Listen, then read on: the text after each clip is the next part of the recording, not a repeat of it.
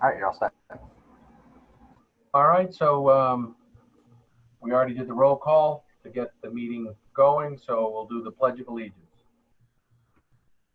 I pledge allegiance to the flag of the United States of America and to the republic for which it stands, one nation, under God, indivisible, with liberty and justice for all.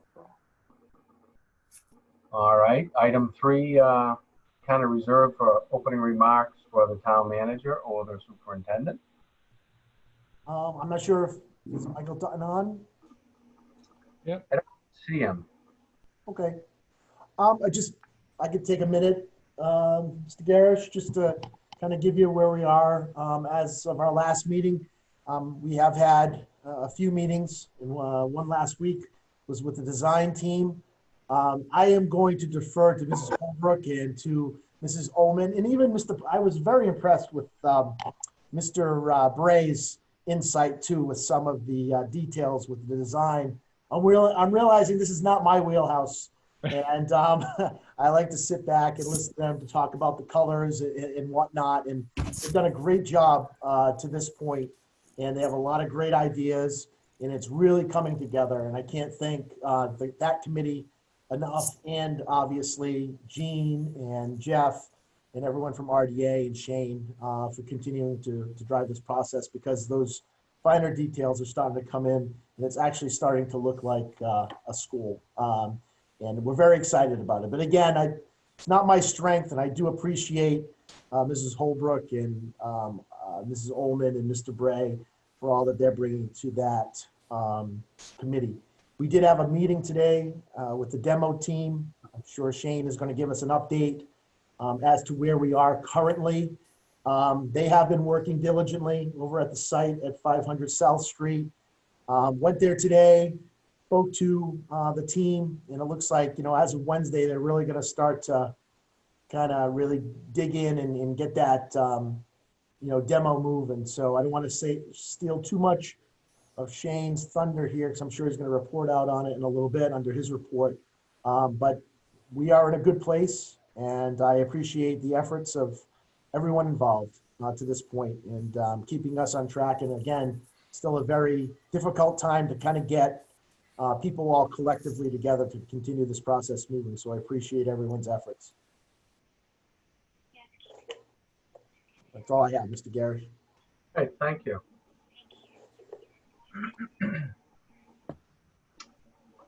Let's see. Okay, so on to the OPM update.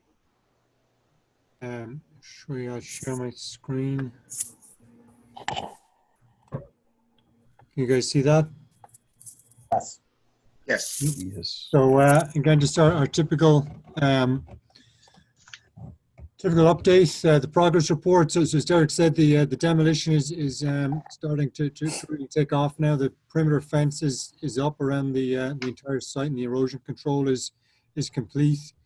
The building inspector and also the Concom agents walked the site last week, signed off on all that, and the building inspector issued the demolition permit to allow the contractor to start taking down the building. So they did that. They mobilized this week. They started taking the building down, and they think it's going to take about 4 or 5 weeks to take it down. So we're right on schedule for that August 10th completion date. I have a couple of pictures that I'll show you in the next few slides, but I'll just keep going for now. The 60% submission. So we did get our response comments back from MSBA. We reviewed those, we responded to those, and we sent those back to MSBA today. So there really wasn't any showstoppers or any critical items in there, but we did get the response back to MSBA today.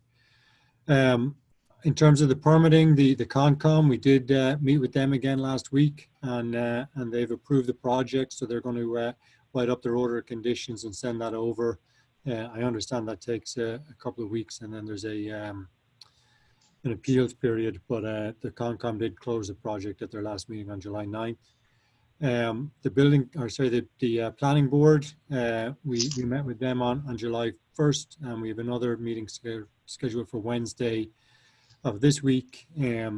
I think that was just to do some administrative stuff and to give people a better chance to look at the building. There was nothing there that we think will hold that up. So we're going to go back to planning on Wednesday night. Hopefully we can close that out then.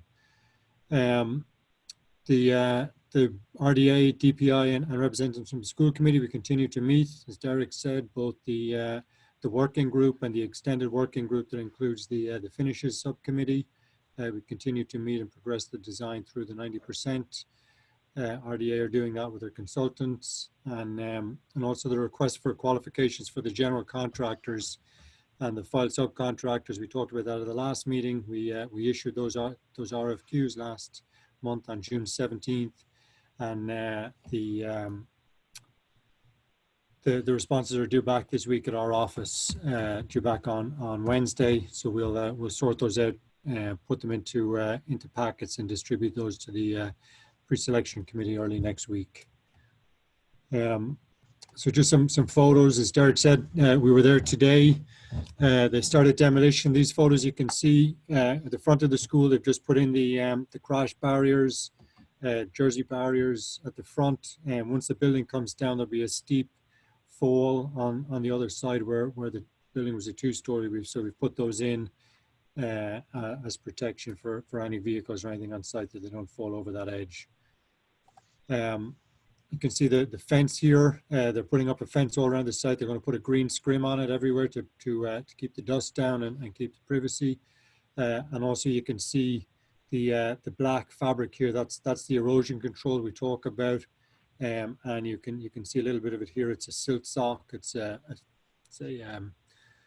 fabric sock filled with straw that stops any runoff or dirt running off the site in any rainstorms or rain events. So that's all in. It's been signed off by the Concom and ready to go. And then the next picture you'll be glad to see. So they've mobilized. They have two large excavators on site. You can see one of them here. They've started to pick away at the building.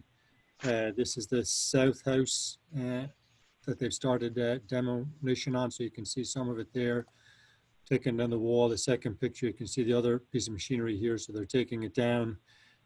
Two machines are just picking at it, and they're you can see these guys are so good in those excavators. They're able to pick out all the metal out of the debris. They sort that. They'll take that out. So there's two large excavators there today. There's a third one coming on Wednesday, and so over the next couple of weeks you'll really see them to start to pick away at the building, and you'll see that building come down. So that's where we are. We've started actually taking down the building, and they're moving forward on schedule. Any questions on that?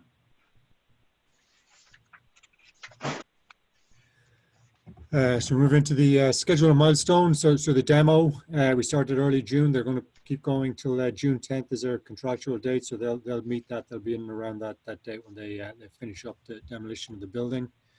The pre-qual of the general contractors and the file subcontractors, we're working through that. The RFQ was issued on June 17th. Responses due this week into our offices, and it will take 3 to 4 weeks to sort through all of those and come up with the list of pre-qualified general contractors, subcontractors, and we'll bring that back to the building committee when the pre-selection committee concludes their review. 90% construction document, so that will be the final submission to MSBA. Gene and his team are working through that. We expect to have the cost estimate documents ready by August 7th. We'll do our last cost check before going to bid. We'll wrap that up at the end of August, and we'll submit to MSBA on August 28th.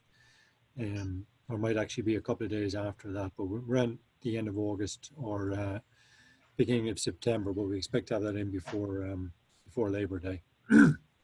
Then we'll continue to work on the 100% construction documents, or the bid documents. They'll finish up in October, and October, November will allow those pre-qualified contractors to bid on the project, come back to the building committee in November with a recommendation for award of the general contract, and start construction in December of 2020.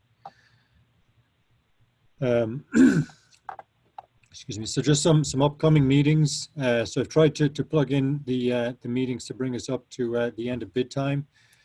So tonight we're going to look at we looked at the demo update, and we're going to look at some building finishes. We have a planning board meeting on Wednesday night. Then we'll have school building committee number 43 on August 3rd. And we'll continue to update you on the demo. We'll look again at the building finishes.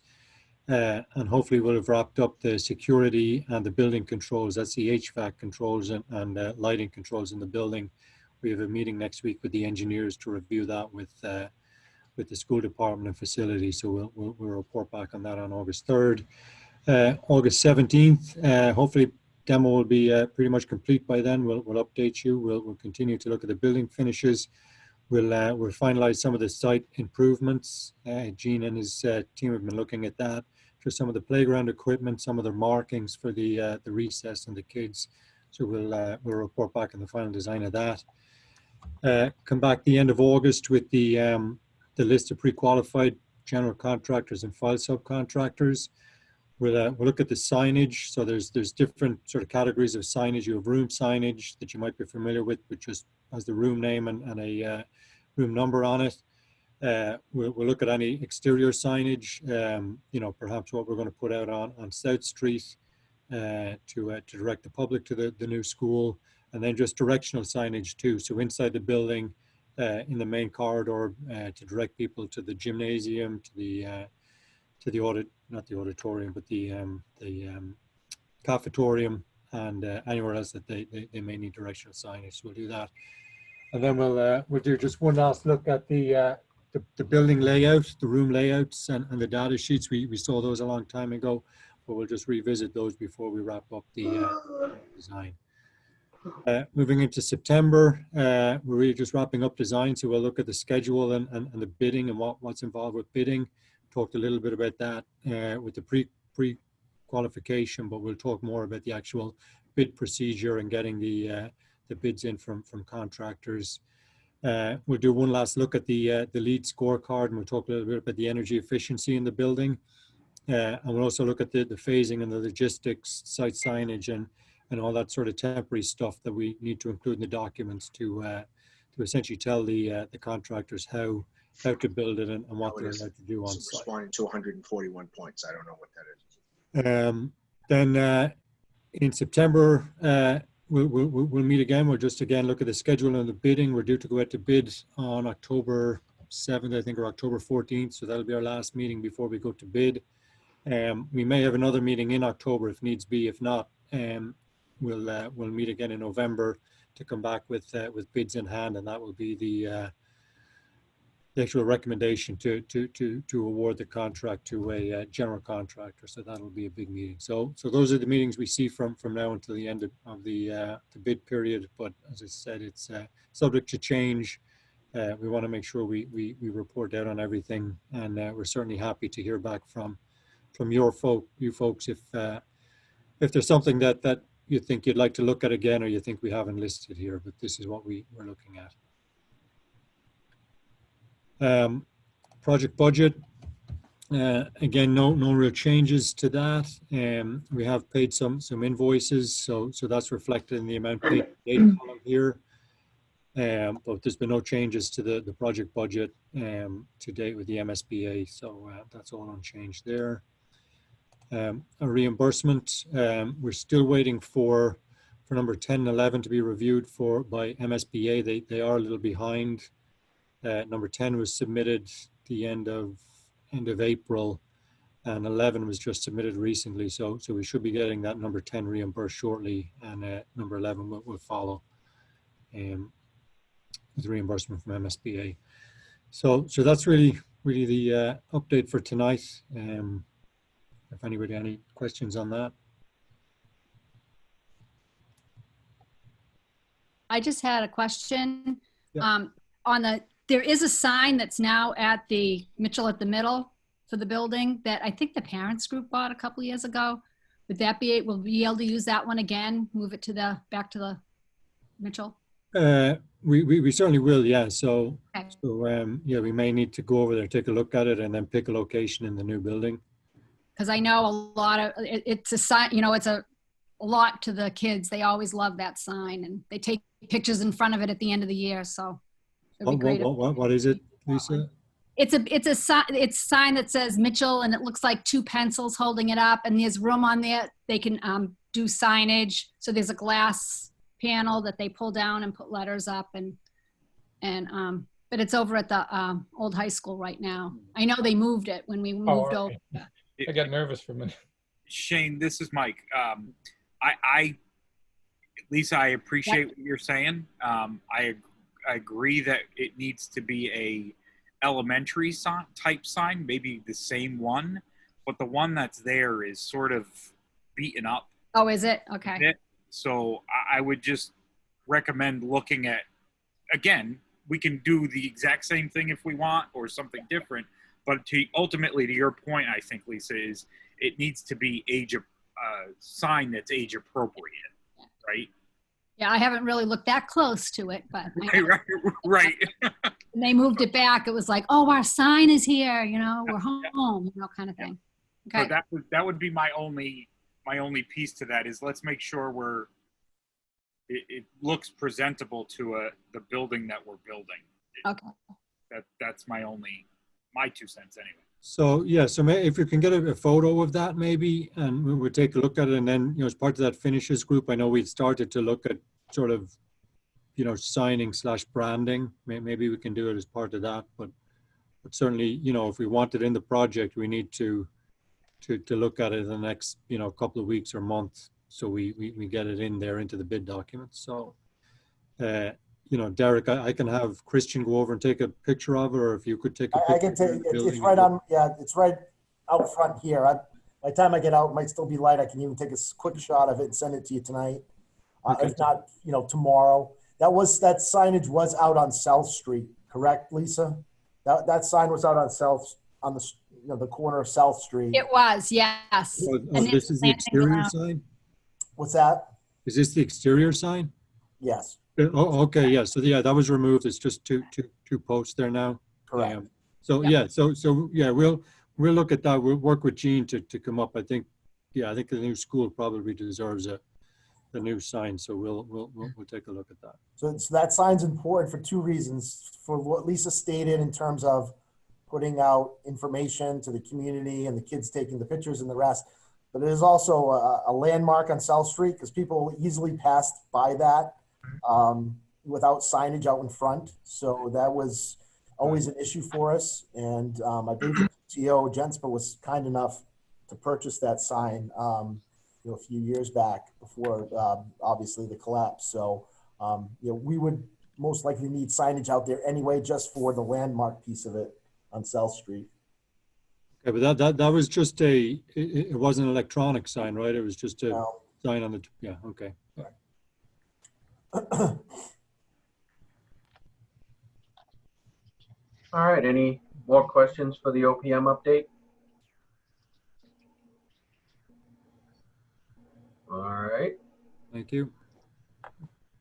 Thanks, Shane. Who's up for RDA? I'll pick up. We had two things tonight. One was kind of dovetailing into Shane's talk about the budget and the bidding.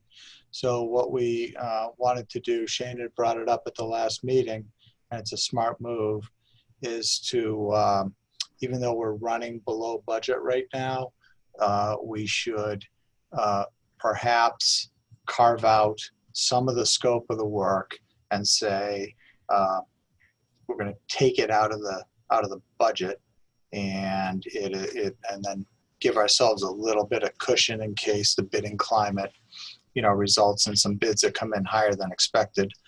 But what you do is you call them alternates, and you again, you take them maybe out of the final bid scope, but they're in the drawings, and you ask the bidders to put a separate price to add them back into the scope of work. So if the bids come in at budget or below, you should be able to get all the alternates that you want.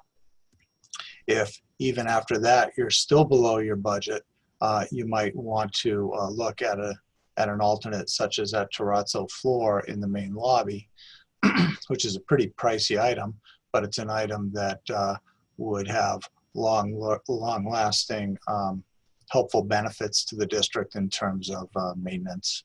And so what we've done, and I can put it up on the screen, is taking a shot. Jeff fed us some ideas of scope that might be easy to identify as an alternate. Shane provided some ideas that we could, again, look at as alternates. And we don't have to make final decisions tonight, but when it does come time to award the bid, let's say it comes in under budget, you can't just say, all right, give me alternate 1, alternate 2, and alternate 7. You have to take them in order. You have to go 1, 2, 3, 4, 5, 6, 7 if you have enough money, or 1, 2, 3, 4. You know, kind of wherever you stop. But you have to decide if you want any of these that I'm going to show you in as an alternate, and whether what the ranking might be. Again, we don't need to know the ranking for another month. So I'm going to ask if I can. Go ahead. So when we talked about this last meeting, we talked about having the ground rules of how these alternates are taken so everybody understands when they evaluate the order. Is that something that you have, or would Shane or Daedalus have that? I want the committee to have that when we have to make any decisions. Yeah, go ahead, Shane. Yeah, I was going to suggest we go through these and see which ones we want to have as alternates. You know, and then we'll come up with a strategy and make a recommendation as to what sequence they should be in. But I think for tonight, at the least, if we could go through these and decide what we want to use as alternates, we may decide we don't want to use some of these, and they'll just drop off the list. So, Derek, have you seen this list? No. Okay. So, yeah, I guess I'm a little frustrated that we're just seeing this for the first time at the meeting. Nobody's had a chance to look at it, see what you're proposing. So I think we should just go through them, but I'm not in a position, I think, to entertain whether we knock any out or not, because this isn't, I don't think, appropriate to do on the fly. Right. I think that's totally fine, John. We just wanted to throw them out there. Like I say, we're not going to need any decisions on these for a couple months. I mean, for a couple meetings.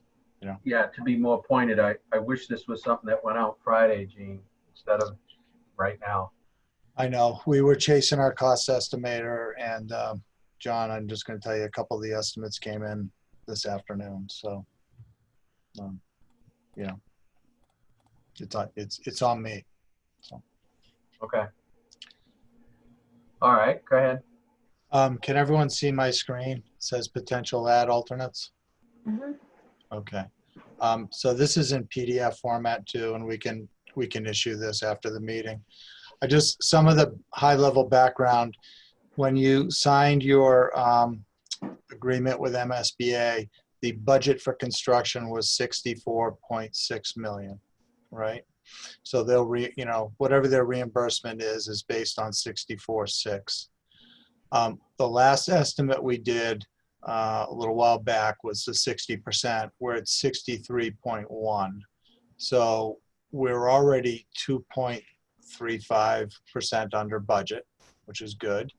Then it's kind of depends. I just plugged in a random number here, but if you said, oh, let's try to be 3% under this budget, that means we'd have to find another $422,000 to pull out of the scope.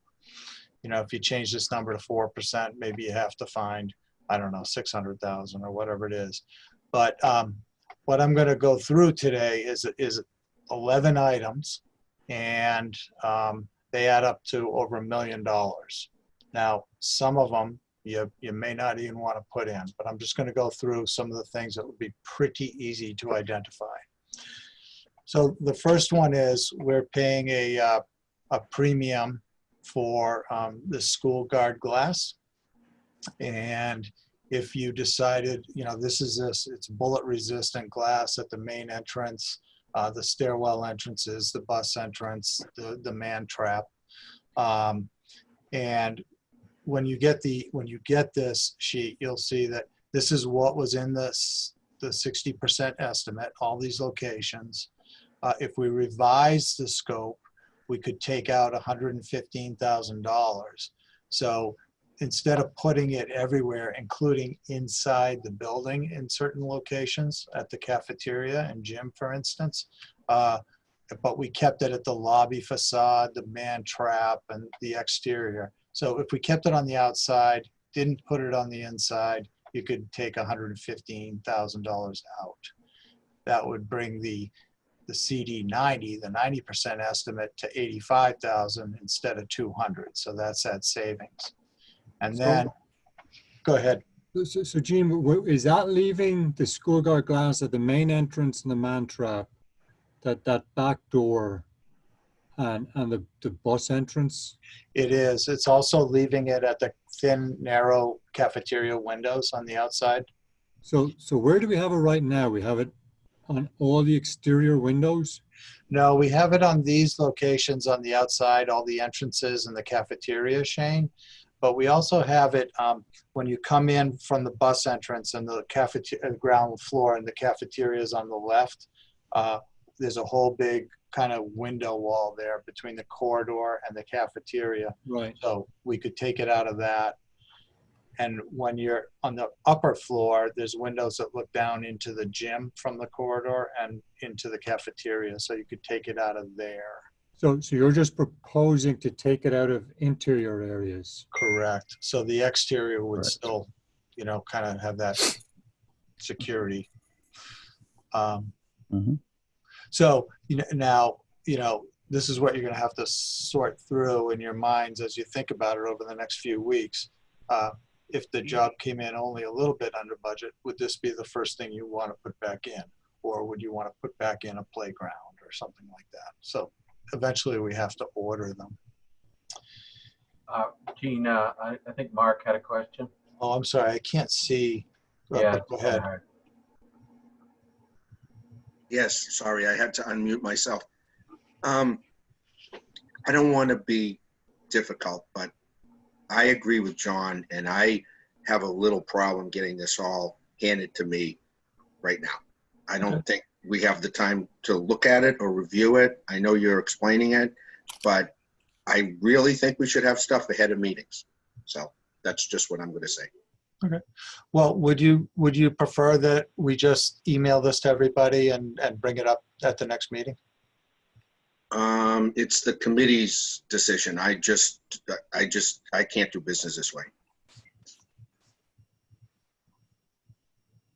So if I could suggest, John, that maybe we go through it, we'll email this out, and people will, can digest it with the explanation and the numbers over the next couple of weeks.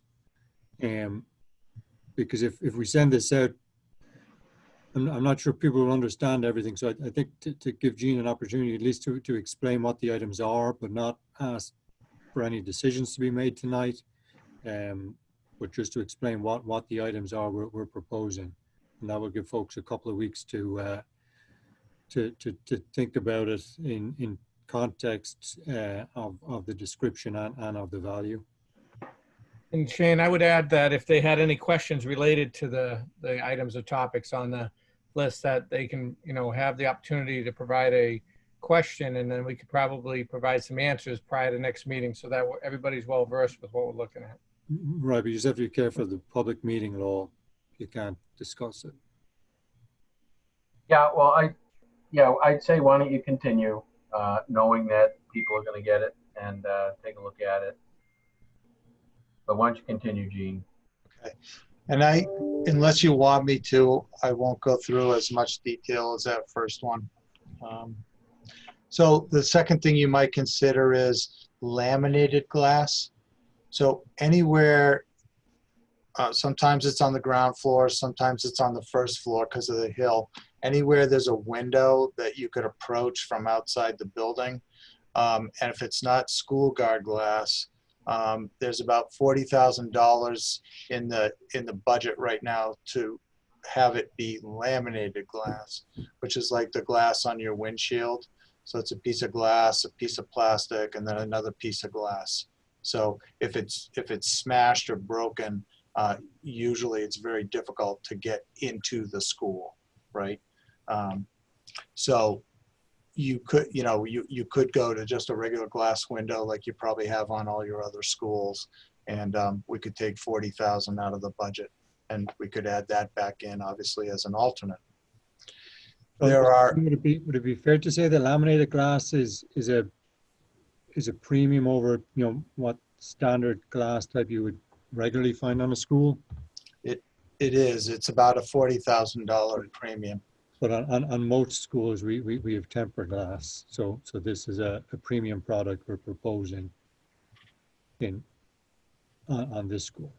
Yeah, it costs about $3 a square foot more. Mm-hmm. So, but it does add that. It adds that level of delay. It's very difficult to get through. But I wouldn't say, but it's not bullet resistant. The pre-K play areas, there are, and this may be something in my mind you don't even list as an alternate, but there's about $80,000. I don't know if you remember back at the beginning, Jeff, we had a playground at the end of the pre-K wing, and then to the side of it, we added another kind of extension to it. So that side extension has about $80,000 worth of rubber surface and play equipment. Gene, on that, can we not move the retaining wall back? If you go back to schematic design, which is the PFA with the MSBA. So this is just the actual the playground surface and the equipment. Correct. Because that retaining wall, Shane, allows you to go out the rear of the lobby and still be at grade. So we can't grade that and still get out? No? Is that because of the slopes for ADA? Yeah, and I think we need kind of two ways out. When people dump into that lobby, they have to either be able to go to the left out the front door or to the right out the back door. Well, I think if you're out the front door, right? There's nothing out the back for them. Out the back, they would they'd circle around and they'd be able to go around the perimeter of the building and out, to the pre-K parking lot, if that's what you mean. Okay, but so yeah, I was expecting that was going to be much higher. That we could take that retaining wall back if you go back to schematic design. Okay, we'll look at it. Look at it. When we send this out, we will send with it a diagram showing, which area would be in the budget and which area could be an alternate. Then there's two playgrounds out by the play field, behind the school. And there's one on the south side, which is the side where the access road is over to the senior center. And that we're calling the south playground. And the scope that's in the budget right now is new equipment and a new surface. So right now there's a playground there. We'd be throwing, not throwing away, just throwing away all the old equipment, putting a new rubber surface and new equipment. And that's based on the condition of what's out there right now. There's about $100,000 in the budget there. And if we could reuse the existing equipment, we could look at a new surface, the new rubber surface, and take about $60,000 out of the bid, and then of course add it back in if we need to. The north playground on that play field, right now the scope is to use the existing equipment and put a new surface. And I'm not sure you want to do this, but we're already using the existing equipment. We need the surface, so the only kind of savings you could do is demolish it, just remove that playground, and that would save about $45,000. But I'm not sure what the teachers and staff think. whether they need 2 playgrounds out at that field or not. I'm going to guess they do. So in this case, Gene, there would be no playground on the north side? Right. So this one may not even be worth doing. The existing scope is existing equipment, new surface. That's kind of the minimum you can do, or else you just get rid of the playground. But if we get rid of if we keep the equipment, we need a new surface, correct? Correct. If we get rid of the equipment, we just put nothing there. We extend the play field and put grass there. Correct. But you don't spend the money on the new surface. Right. So the saving is, so the add is to demo the equipment and to plant grass there, and the deduct is to not put in the surface. Correct. And the net saving, if you like, is 50,000. Yeah, 45 we said. So and again, these are all order of magnitude. The members has their hand up, Kathy. This is Kathy. So I just have a question. So let's say we ended up putting these on the list. Could we take the equipment from the north playground and move it to the south playground? Because if the equipment is good, but we need a surface, and on the other one, we're saying we're going to use the existing equipment potentially. I mean, I guess the question is, can all the equipment that's salvageable be salvaged and used on the one field if that's what we end up with? I'll talk to Travis, the landscape architect, and I'll ask them that question. And then, your educators will have to tell you whether 1 playground is sufficient or 2 is better at recess time. I think Lisa has her hand up. Yeah, right now there were those 2 playgrounds on that field, and then there was also a playground set up on the field that's going to be used for the gym. So there were 3 actual playground setups at that building. Equipment. But we're also adding other equipment in other places, right? Right. I just didn't know whether that, are they going to use possibly whatever is salvageable about from those 3? Oh, perfect. Perfect. And I know there were seesaws that the parents group bought, and I know there was an issue with the ones that are there right now that they were too big for the kindergartners to use. So like those might not, might be a good fit. Yeah. But it was nice to have the playground equipment on either end. If you're going to have 250 kids out there at once, that's a lot of kids to use all those areas. So it would be nice to have it on both ends if possible. Okay. Well, can I just ask one more question though? But aren't we adding some more equipment not on the fields, and the kids aren't gonna, the kids I thought were gonna be across all the areas, not just everybody out on the field or everybody in behind the building? I think what's going to be missing in the new playground area is swings. that is correct. So that would be, they love to do the swings. So I think it would be important to have, to reuse what we have. I mean, I don't know what it's like now, but that's, I know with the discussion, they take up a lot of room on the swing. So that's why they just put them in the new design. Derek, did you have a question? Just a comment about, I thought at one point too, when we talked about the existing playground equipment, they worried about the integrity of the equipment by relocating it because of the way it was originally installed, and then to kind of have to uproot it and put it somewhere else, that it could become an issue for the integrity of the equipment. I think that's a discussion that we had at one point. Yeah. Right. What that was getting the recertification. That was one of our concerns, is that we had someone out there and we couldn't get a lot of that recertified to be safe in the reinstallation of that. And that's what the concern was there. Okay. Well, what we will do is we'll spend some time with the landscape architect and try to address some of these points and send out a diagram. So we can still issue this. Shane has a copy of this. I sent him late this afternoon. But then maybe we'll issue a subsequent one, you know, with a little more, with some of these refinements.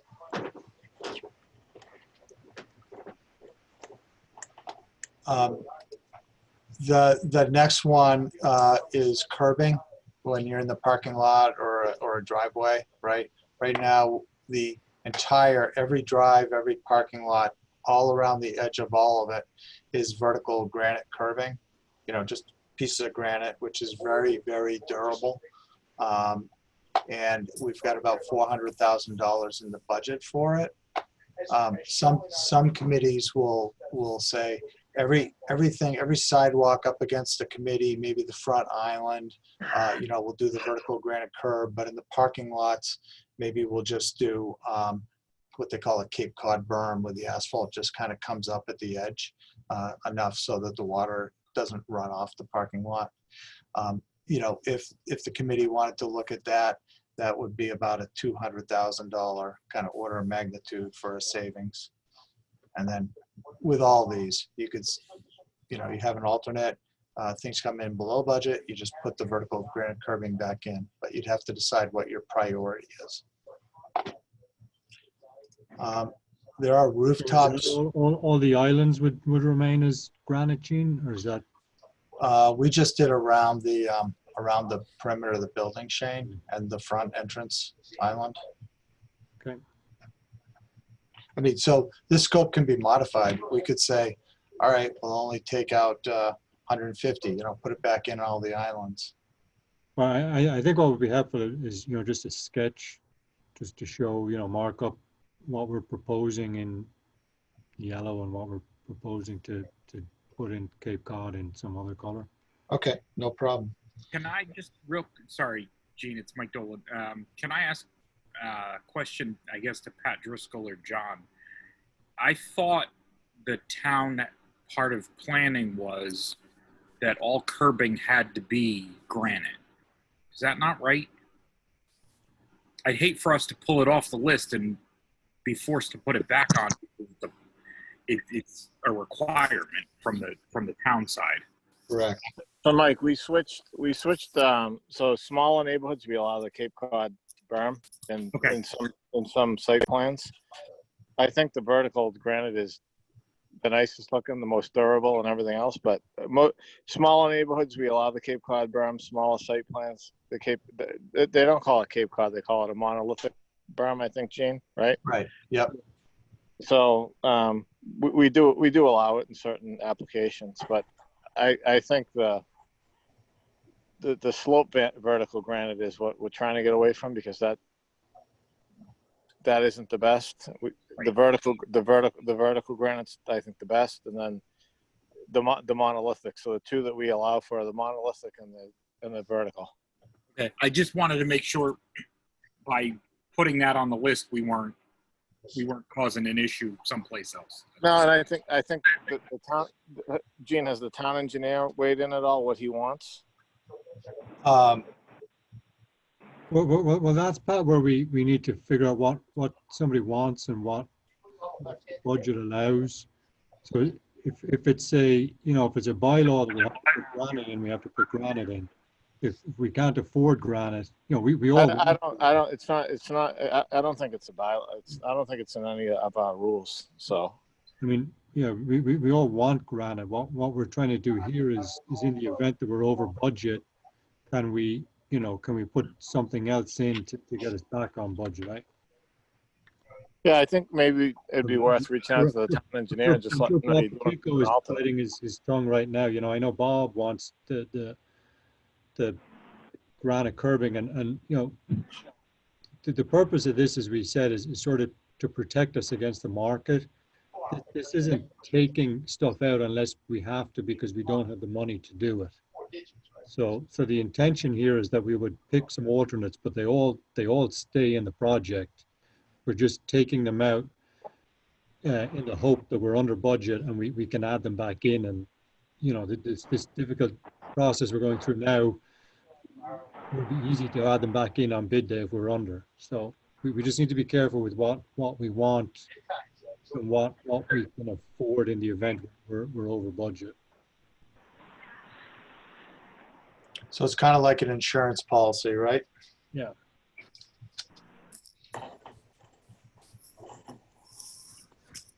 Derek, do you have your hand up again? And Lisa? Someone? No, I don't.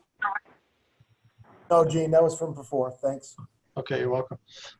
So the next one, they're called RTU, Rooftop Units. You know, the big mechanical units that bring in fresh air and they sit up on the roof of buildings. We did think we needed them on all four sides to limit noise generation to abutting properties. Jeff did some work with our acoustical engineer and determined that we don't need to worry about acoustics, because I guess the residences are far enough away that the noise will dissipate. So what you could consider is that they're still ugly as sin on your brand new building, these units. So most people screen them. You know, they just put up a gray wall or something, so you don't see the mechanical equipment. You just see kind of a nice building feature.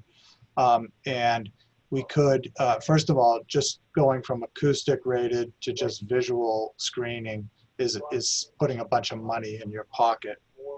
And then if we just think about the front of the building, the South Street side, and the side from the senior center, and we just enclose 3 sides out of those, around those, you know, we could probably count on $150,000 savings. And that's something we might do anyway. But we could add visual screens to the remaining side. And again, we'll show you a diagram, which is kind of out to the back. And that would be about, maybe you'd add another $75,000 in if you chose to do that as an alternate. So Gene, is the $150,000 saving, is that something we can take anyway because we now no longer need acoustic screens? Yeah, it's a combination of going to visual instead of acoustic, and then going to 3 sides instead of 4 sides. So what would the base bid be? Well, the base bid would be visual screens on 3 sides. 3 sides. Yeah. And the alternate would be adding the visual screen to the 1 remaining side. So then there's $115,000 in the estimate for visual screens on 3 sides. Right. And that's currently, 2 locations. and currently we're carrying 265. And then, so what's the alternate value? 115 or 75? It's about 75, Shane, because a lot of this 150 or a lot of this savings is going from acoustic to visual. So then we're adding visual back in. We're not adding acoustic back in. So I guess theoretically, what's the value of these screens in the 90% estimate? 115,000? Yeah, 115. Right. Yep. So if we take the screens out, wouldn't the saving be 115 and not 75? We've the part of this savings, right, is because we've gone from acoustic to visual. Right. So That's base bid, from what you just said. what? Didn't we say the acoustic, you're taking it out anyway? Correct. And So- we're taking out 1 side, which is No, 100. no, I don't mean under the alternate. Well, I should have let you finish. Well, no, I mean, what I'll do is I'll just verify that again with Alana, the cost estimator, Shane, the add of 75. So this is Kathy again. So I guess what we'd want to see, what I think I'm hearing is we'd want to see how much do we save by changing it from acoustic to visual for all 4 sides? Yep. And then the alternate would be only doing 3 sides instead of 4. Yep. Good idea.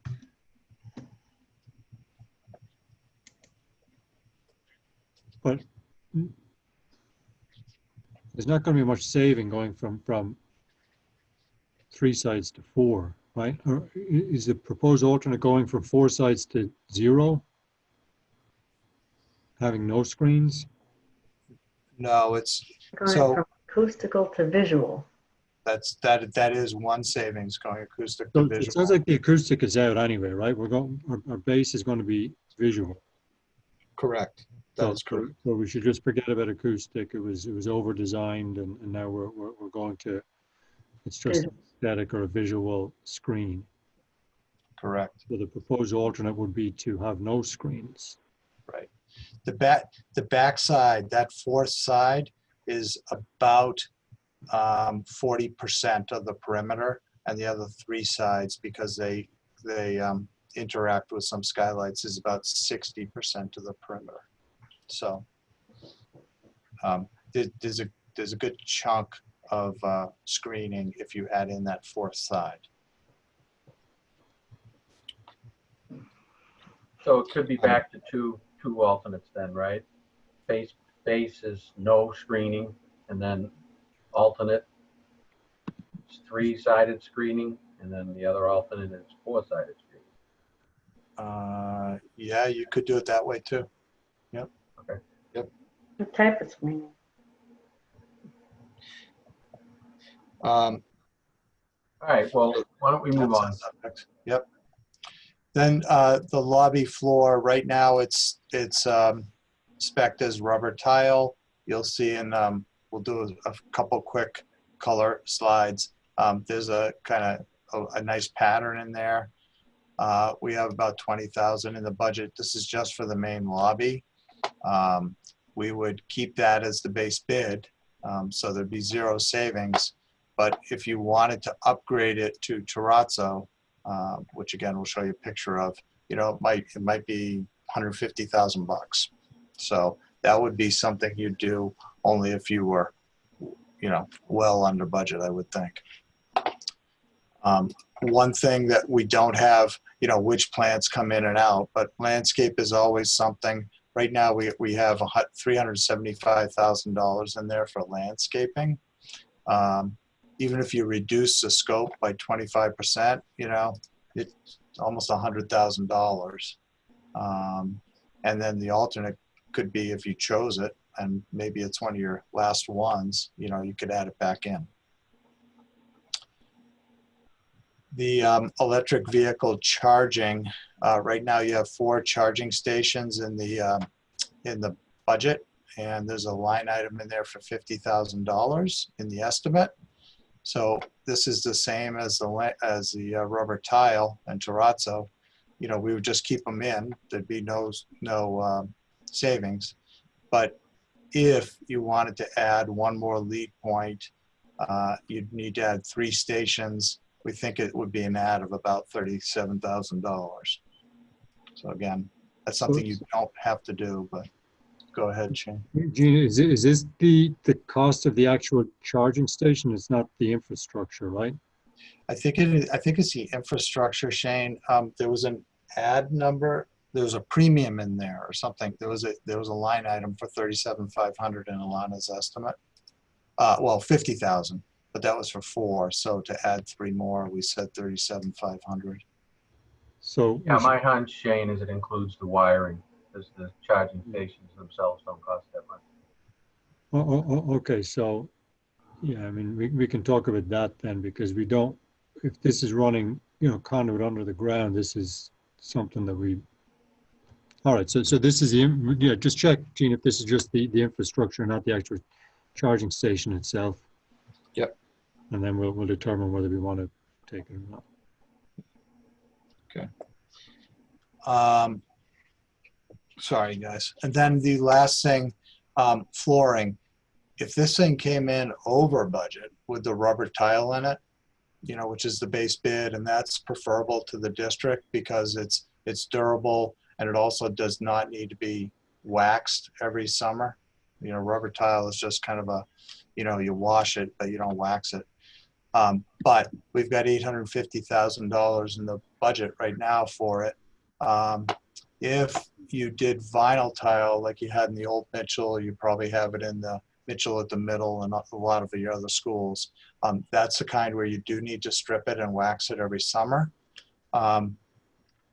You could theoretically go from rubber to vinyl VCT, vinyl tile, and save $230,000.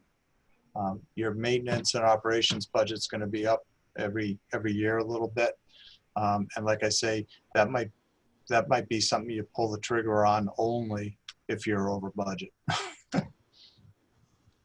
and you're kind of desperate, right? So all those things add up to about $1 million, right? And you know, if you wanted, you could say, look, we just want to make sure we're at least 3% under the MSBA budget. Yeah, and to get there, you'd only have to find 422,000 of alternates. So what's that mean? You may not even want the extended playground to be an alternate. You may just say, we need that. Don't even bother to make it an alternate, you know, or something. The curbing, you know, don't even bother to make it an alternate. Or you might say, we'd rather have insurance that we're 4% under budget, and then we do need to find $1 million. So, Shane, I think you and I were talking, and you were saying as long as we're, I don't know, typically people try to squirrel away 2 or 3%.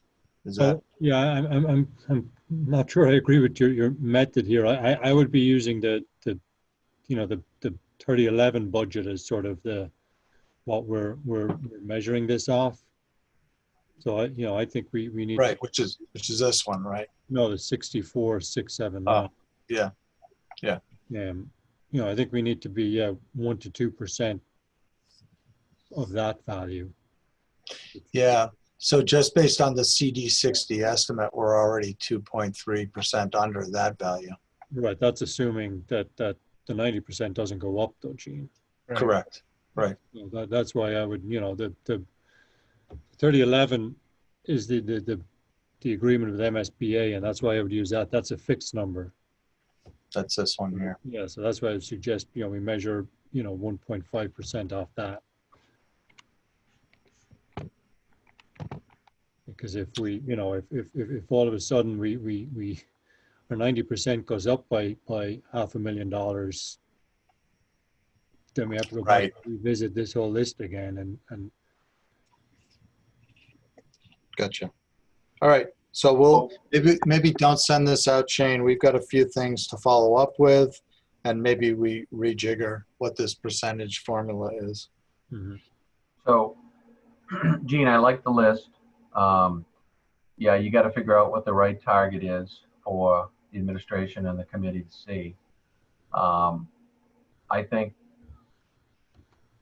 you send this out because we've already presented it to the public. I want to have a copy of it. Okay. But what I'm thinking, and others can chime in, of course, is I'd like to see the list, and if you refine it, that's fine. The list go to the administration, go to Derek's, teams, and have them prioritize it in the way that they think they should be taken, the things they can, most do without if they had to, and then have the committee, participate in that part of it. That's what I was hoping would happen, because let's face it, it's the administration and the working groups that have put all the work into putting this building together and have made those decisions along the way and factored things in and out all along with input, from the OPM. So I'd like to see it start there, and then if the committee has a different opinion, we can state our case or agree or whatever the case may be. Sounds good. Does anybody else have any other thoughts on that, though? This is Joe, and John, I really appreciate your approach for that, because I was just kind of lumping it together and saying, all right, we've got some safety things, we have education, because I see play in the playgrounds as education, the social emotional for the kids, kind of landscape aesthetics, kind of what is the nice to have versus need to have, and there has to be kind of using that approach. So I really appreciate that.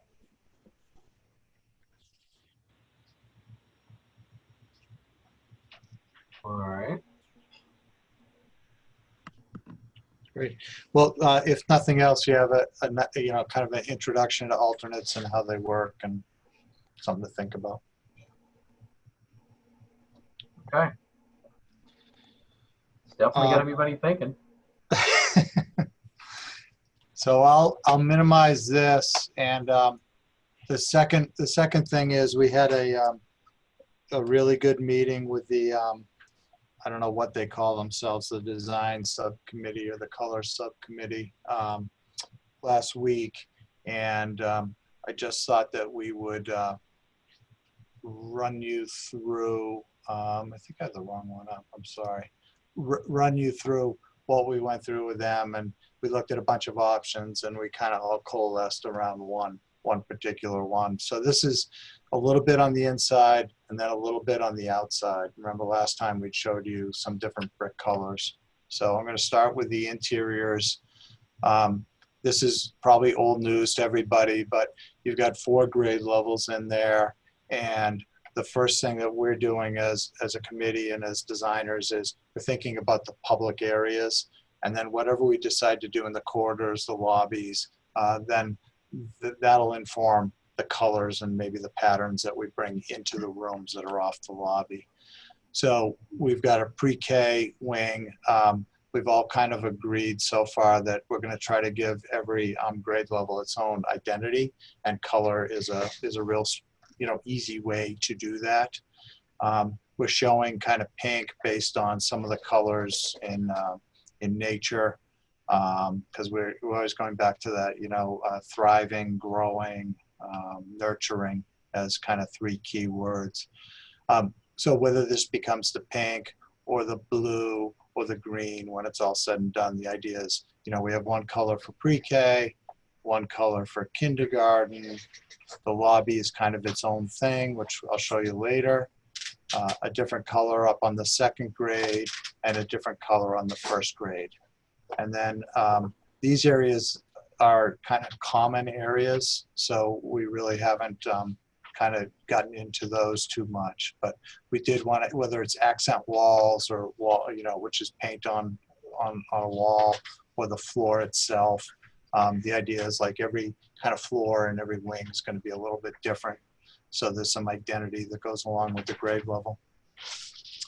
Down on the kind of community floor, again, we have the music, which is a common element, like the art, and we'll get to that maybe in our next meeting. We have the gym and caf. It's really kind of community spaces, and you know, maybe that has its own color theme as well. So we looked at a couple things. One idea was this is the wing on the right side when you come in from the main. So the lobby's over here, and maybe some of the lobby flooring goes into the what's the kindergarten wing. But one thought was, all right, what if we just make all the corridors the same color, and we use colored walls to designate what grade level? It's kind of okay.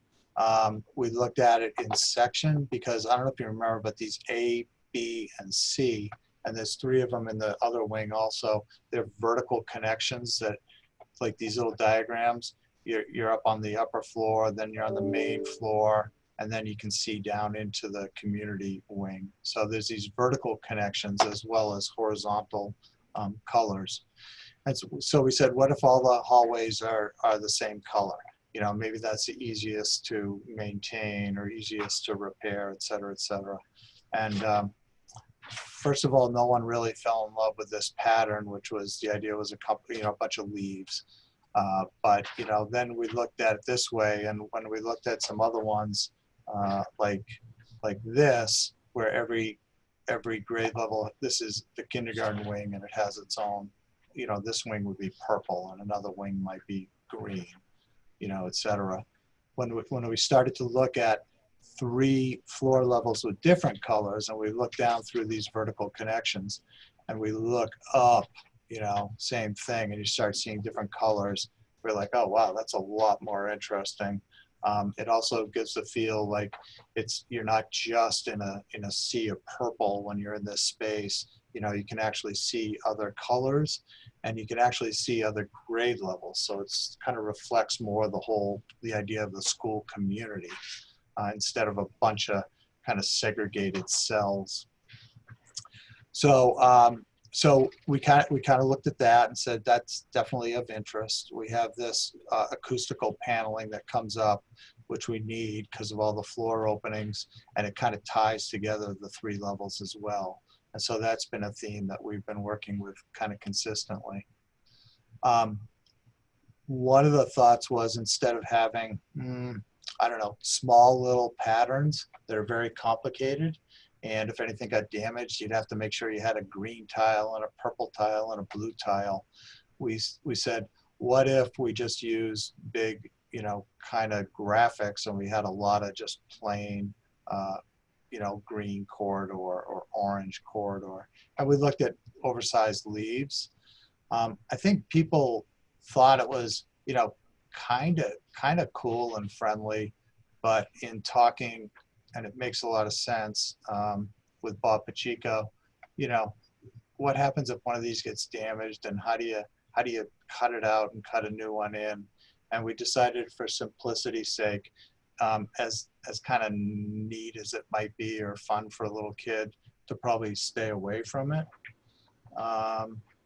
And so we ended up also, as part of this, starting to explore, you know, maybe the blue corridor had, you know, I don't know, the blue, purple, and green again, you know, just, but we refined that when we got to this, which was, this is the blue corridor, but the blue kind of cascades down and it becomes a soffit on this floor. And maybe even there's a blue stripe. So the blue is kind of coming down here, even though this is a purple corridor. And then maybe the purple comes down and there's a purple stripe on this floor, even though this is the green corridor. So we're kind of trying to make it clear that every corridor or grade level has its own color. But again, the school as a whole is made up of a lot of different age learners. And this is kind of where we ended up, which was option 4. And you can see, even though this is the blue corridor, we could have green in the soffit, and you know, the green from down here could cycle back up, and the whole thing just kind of cascades down and connects the 3 levels, connects all the learners. So this might be a view down on that. You know, if the community wing happens to be a green floor, maybe we have some accents. And and again, I apologize, but where we have the floor openings, we thought that's where we might highlight. And it may not be this crazy pattern. We may just come up with a rectilinear or square pattern, but what happens at the floor openings would be a color, and then the rest of the corridors would be kind of a neutral. So, you know, these are kind of special areas. And if we were down on the ground level and the gym was off here to the right, and the bus entrance is down at the end of the corridor, you know, this, even though it's the green corridor, you know, maybe the purple soffit from the floor above, and the purple from the floor above comes down here. And then if you're on the main level and up here, you're looking down into the gym from the first floor, even though this is the purple corridor, maybe some of the blue comes down from the floor above. And up top, you know, you're in the blue corridor, but maybe the soffits are the green color. So, you know, we went through a lot of different views and a lot of different kind of color schemes, but Lisa and Lil can correct me, but I think this is the direction we thought was probably the most successful so far. I'll keep going just a little bit, but on the second floor plan, there's a 2-story high lobby, right? And on the second floor, the corridor is right here, and then you go across a bridge to get from the first grade over to the second grade wing. And what we thought is, we treat that bridge maybe literally as almost a bridge and put some ceramic flooring in it, but it comes in kind of plank lengths, and maybe make it look like wood boards. But then the idea on this floor, and this floor could be cut out of rubber, or for an upgrade, you know, you could go to terrazzo like this. But we found this pattern, and the reason we were looking at something like this was it's almost like if you're on a bridge and you drop a stone or, you know, into kind of some still water, it ripples and expands out. So that was kind of the thought, maybe trying to be a little more literal about, you know, integrating the bridge into the lobby. So I don't know if anyone who's on the color group wanted to add anything, but that's where I think we are and where we came out so far. So John, if I could, Shane here. Sure. So on that lobby, Gene, so is that, we're now proposing that be terrazzo? No, Shane, we have it still in the base bid as rubber. And we've had a couple rubber reps in to tell us like whether this is best with tiles or with sheet good, you know, as far as cutting shapes. Right. So then, you know, if the project came in significantly under budget and you wanted to turn this rubber into terrazzo, I think it was like $150,000 or something like that. And that would be the same shape and colors and correct what we're seeing here. Yeah. And to be honest, we had some feedback from the color committee to look at simplifying this a little bit, make it like less visually jumpy and maybe more kind of serene, like this pattern up here. So. And we want to carry that into the classroom corridors, right? So we're bringing it out of that. Yeah. If you like. Yeah, we were thinking, especially where this is a communicating stair down to the community, you know, the CAF and the gym, and this was up to the second. It's almost like this is a secondary lobby behind these glass doors. And if we brought it through here as kind of common lobby space, we thought we should bring it down here before you get into pre-K. I guess just jumping between the finishes and the alternates, I'd hate to lose the terrazzo alternate where the more durable finish is required in that corridor where you're going to have whatever 200 parents every day, because we have 40% more in the classroom corridors. You know what I mean? Oh, I see. So maybe pull it back a little bit, like maybe just go to this line or that line or something.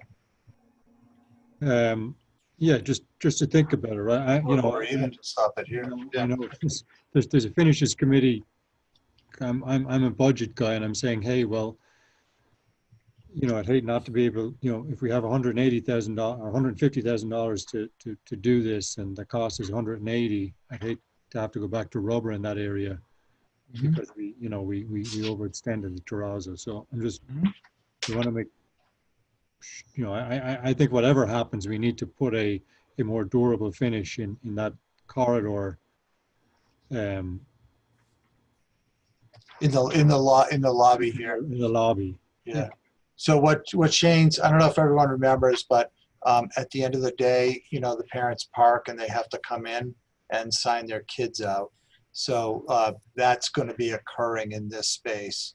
And so that's why we started talking about the durability of that space. It's going to have a lot of foot traffic, a lot of salt, a lot of dirt, you know, whatever doesn't get knocked off by the walk-off mats.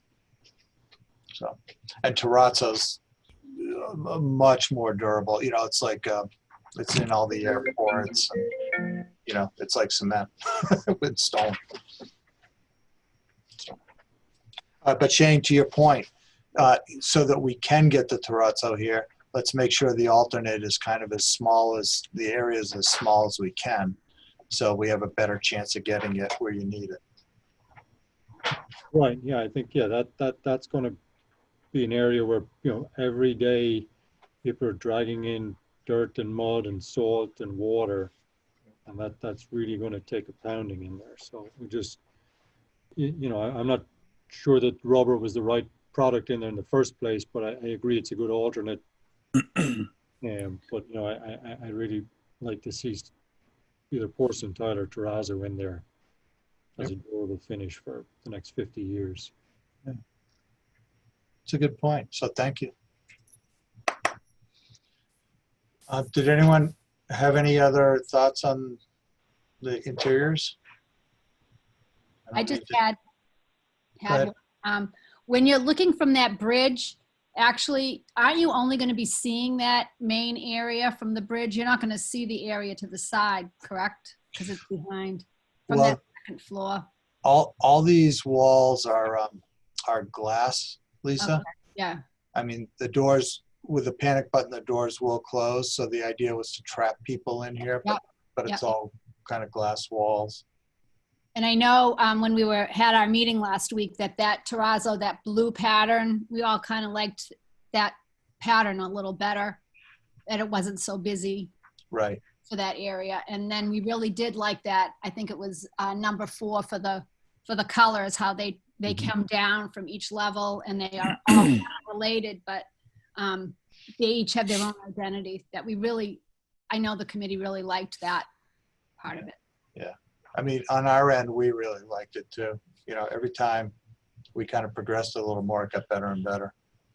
So. If I could, John, again. Sure.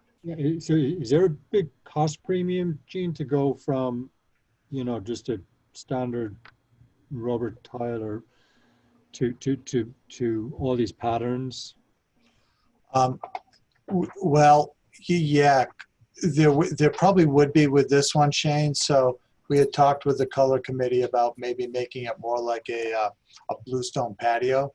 Maybe there's some different jointing, but it's all kind of rectilinear or square. We're suddenly going from a standard colors to custom, right? So there's a premium to that. Well, it's a pattern. I mean, we do patterns in floors. I mean, I don't know, we do all the time, but we were trying to get a more simple tile, product, I guess, instead of these kind of odd shapes.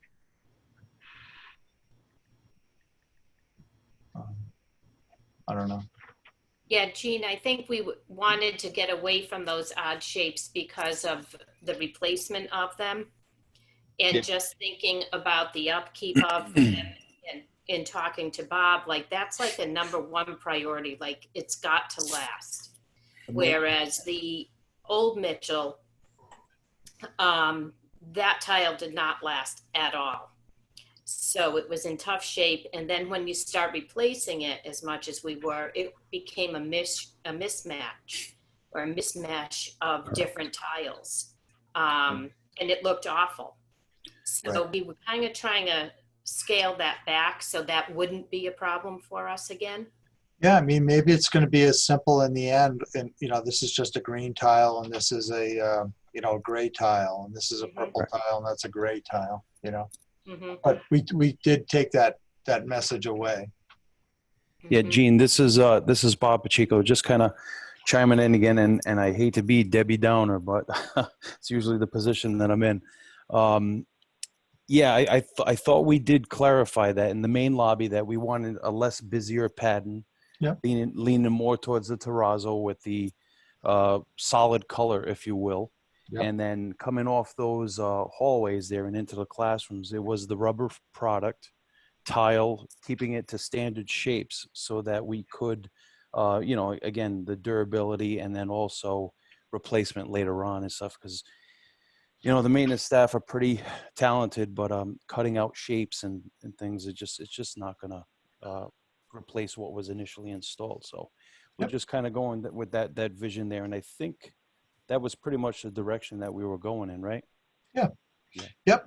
So, I mean, the nice thing, like I was saying, even if these are all normal shaped tiles, the theory still works. There's a blue cascading down to a purple, cascading down to a green, So this could be just normal green tiles,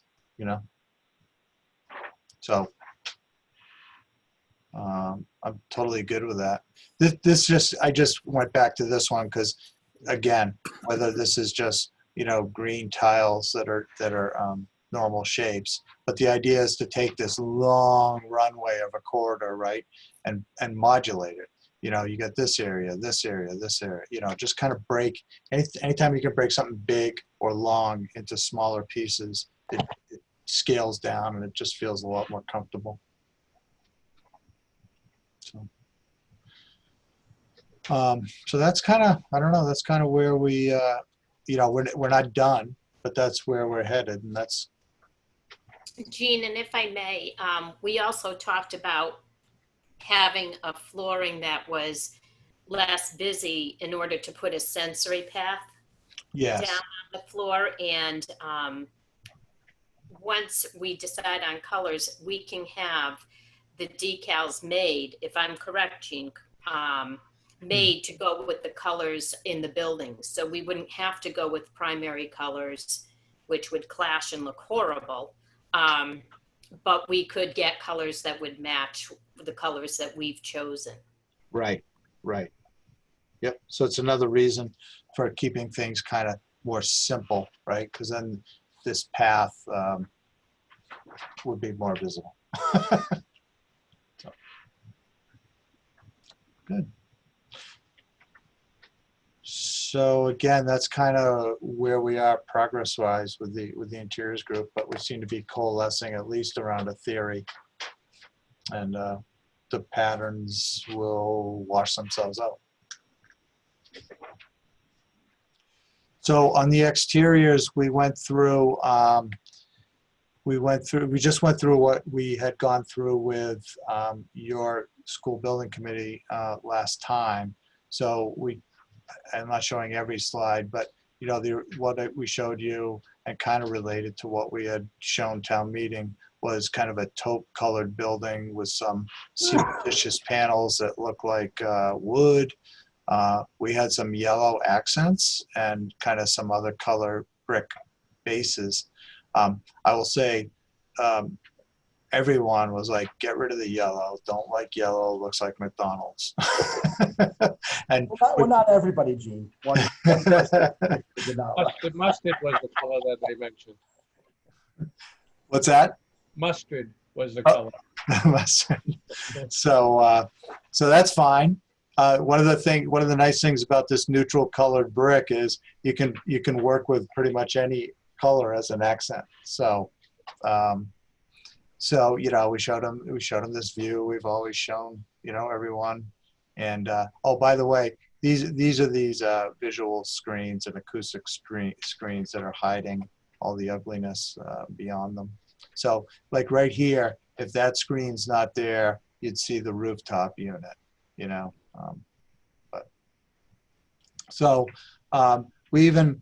We've always shown as a dark base with dark windows, kind of a heavy base with windows you can't see through easily for public safety reasons, or with a lighter window above it. But we started messing around. Steve couldn't help himself. He threw in some yellow accents here because everyone loved yellow so much. But this is all in flux. And then Shane, I'm really glad he did. He said, these are wonderful, these little cartoons, but do you have pictures of actual buildings? And so we went through a slideshow we had done for another district, and we showed gray buildings and red brick buildings. And the committee kind of, we rolled through, 20 different pictures of schools in Massachusetts recently constructed. And I think Lil or Lisa or both just said, well, could we look at Maynard again? This is Maynard High School. It's kind of a light colored building. So you can see the difference between kind of what a real brick looks like and, maybe what the cartoon, which is not as interesting, right? And brick come in a zillion different shades. But this is kind of, we talked about this being a nice neutral background, also kind of a soft color, because these are the littlest kids in the district. So instead of walking up to a big heavy brick building, red brick building. You know, this, again, I keep using the word soft, but I think it conveys, you know, it doesn't feel like it's looming over you. It's kind of receding from your vision. And this is another one which obviously has a different aesthetic at the front entrance, but this is the Freeman Elementary School, which was built in Norfolk. And, you know, it's an elementary school, little kids, and kind of, you know, the same kind of idea as far as the brick.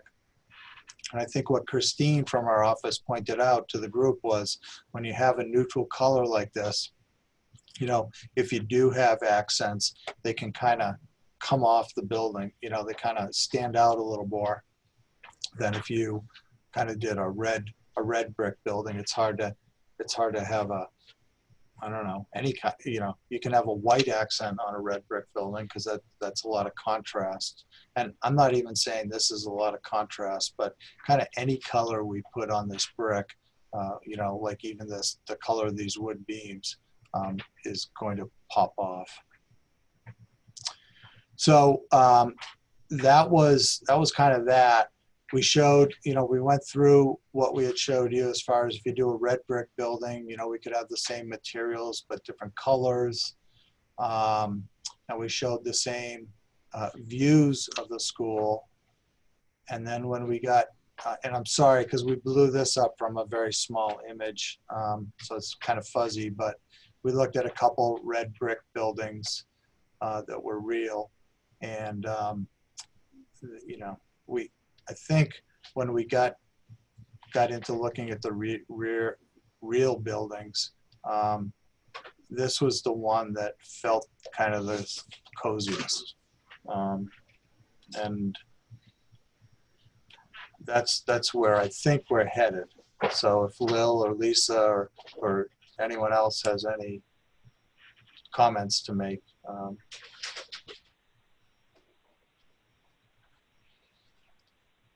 that's where I think we're headed, and that's kind of our report.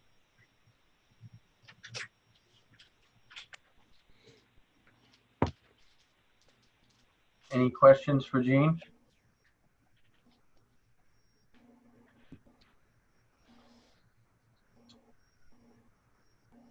All right.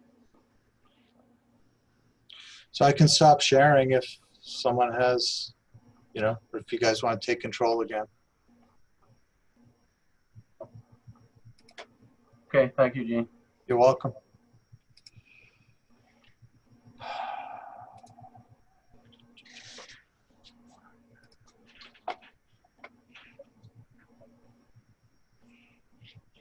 I guess the next item is item 6, confirm pre-qualification. Am I on the right? Yeah. Pre-Qualification Subcommittee. I don't know if there's any discussion there. I think we're all set now, John. As I said, you know, we had a kickoff meeting on Friday. We'll get the submissions on Wednesday of this week. It'll take a couple of days to kind of sort them all out, and we'll have the packages for folks on Monday. Right. We'll drop those off in Bridgewater on Monday. Okay. So we'll just drop, Josh, we'll leave that on there for the next meeting agenda. We'll just drop the confirm. Okay. I didn't catch that. Okay, any questions on that? All right, how about 7, report of the communication group? So the website has been updated with all the latest and greatest. I actually just put the new meeting dates on it this evening. So those are there for those interested in sharing that information. Gene, Shane, we would like to get some of those photos, some of those new renderings, I should say, to get those on the site. I think that as we continue to develop the design, we'd like to continually update that design of the homepage, that main picture on the homepage, I should say. Yeah, and that's about it. From the comms group.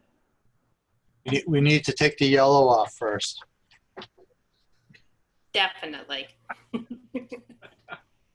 And Shane, if you could send us some of those demolition pictures also for the website, that would be awesome. Sure, yeah, I'll send that right now. Okay, thanks.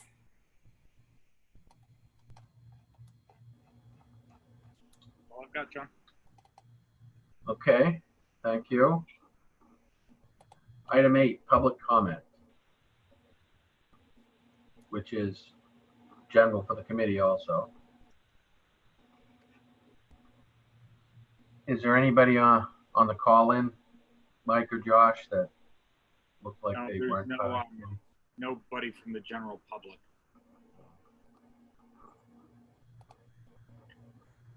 Okay. Approval of the. Sorry, John. It looked like Mark had his hand raised just a few seconds ago. Mark, did you?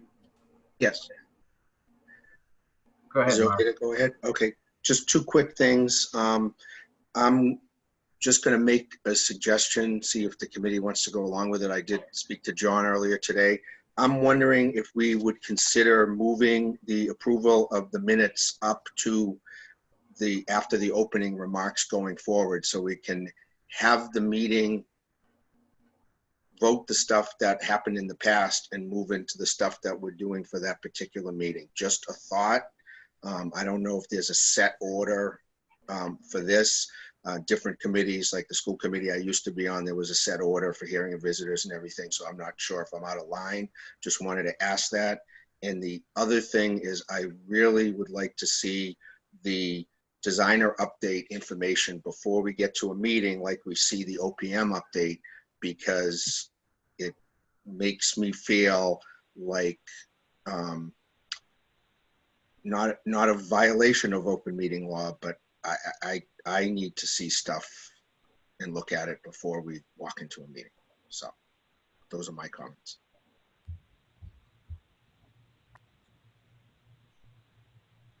Okay, so yeah, those are good comments. I have no problem with moving the approval of meeting minutes up. I think it's a good idea.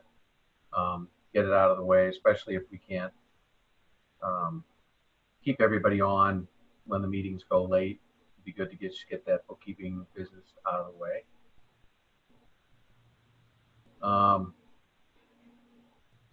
Yeah, I think getting things the weekend, before the weekend is important. We've talked about that in the past, so I think Gene's going to try to get us something on Fridays. Mark, you had also talked about meetings. Oh yeah. And I know the 48-hour rule is required to post meetings. I got asked on election day by different people, where do I find the stuff? And of course I did what Mike Dolan does at every town council meeting and say Bridgewater School project, is where everything is. In going through the meetings so they don't all run into each other, I was looking for our meeting, and our meeting is up 48 hours ahead of time. Yet we know, like now, we have 3 meetings in August. So I was going to see if there was a possibility, and maybe it's with the town website, that we could actually have these meetings up there, because your average citizen might just go to the town site, look for when the meetings are, and if they don't see the meeting, they're going to look in a different place. I mean, maybe we got to get them all used to looking at the Bridgewater building project, but I just think, it's kind of like a double dipping type of thing. Just, we haven't had a lot of public participation, and that's partially because of COVID, because nobody wants to do another Zoom meeting, but it's the reality nowadays. So just a suggestion that I spoke with John earlier today, just to throw it out to the full committee.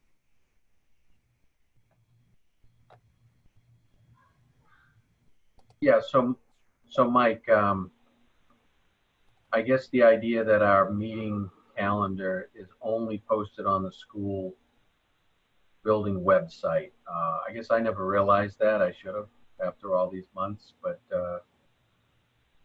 I tend to agree with Mark that you know, this is one of the biggest projects going in town. Maybe there is a value if we can do it to get the scheduled meetings on the town. Yep. So I would say I would look to Josh for his help on that. Send that to Hey, Mike. that website, because I don't have access to do that, nor do I want it, frankly. Mike, yeah, Mike and John, if you go on the Town of Bridgewater website right now and you go into the calendar, it's always posted there with the agenda. Yeah, no, but Pat, Mark's point is we have our meetings set already for August and September, which we should. But Mark's saying that if we put them on the town's calendar now, because we know them, people might be more inclined to join. And I don't necessarily disagree with that. That's on the town to do. So I would just through you, I would ask that Josh send that to whoever needs to update the town website. And then just add the agendas later. Right, right. This is Kathy. So I think Josh is the right person, because I don't think town councils put them out there ahead of time and they plan ahead. So there might be a reason why you can't. Your town council does. Town council is up through like the whole year, I think. No, but when you go in and look, like where you look under the agendas and meetings. No, not the agenda. I'm just talking about the meeting notice. Oh, on the calendar. Yeah. Just the fact that the meeting is scheduled. Right. Not So Mark, you know, the way Mark put it to me was like, you know, many of the boards meet, you know, the first and third Tuesday of the month. He's just looking for something like that. It gives everybody a heads up that the meeting's coming up, and then if they're interested, they'll find that they'll check the calendar and find that, okay, the agenda's actually been posted. Yeah, and again, John, I'm all for that. I would just ask that Josh.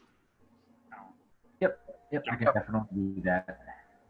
Does anybody object or have any other angles on that? Because it just seems pretty straightforward to me. All right. Josh, if you could make that happen, that would be great. Yeah, sure. I'll do it right after this. I mean, the next few months is going to be, you know, we're having a flurry of meetings here, probably for the next 3 months. And then after that, it probably will be more regular because we'll be into construction.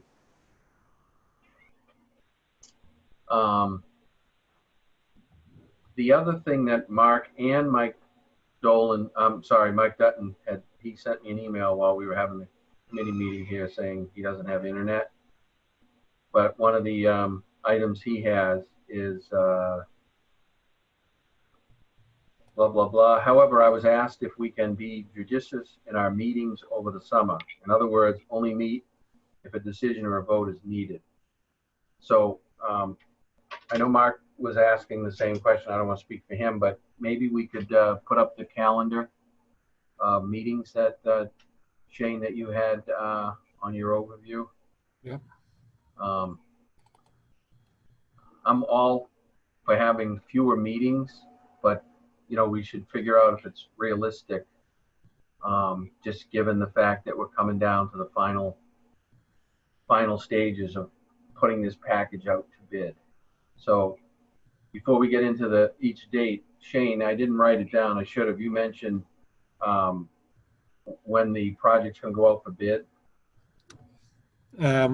Yes, the project goes out to bid October 8th, I think. And is that the date that it's going to be advertised? Or is that's that the date that the team needs to have the documents available? The team needs to have the documents available. Okay. Okay, so keeping that in mind, we're already at the 13th, right? So planning board, that's not a committee meeting, it's something we're interested in.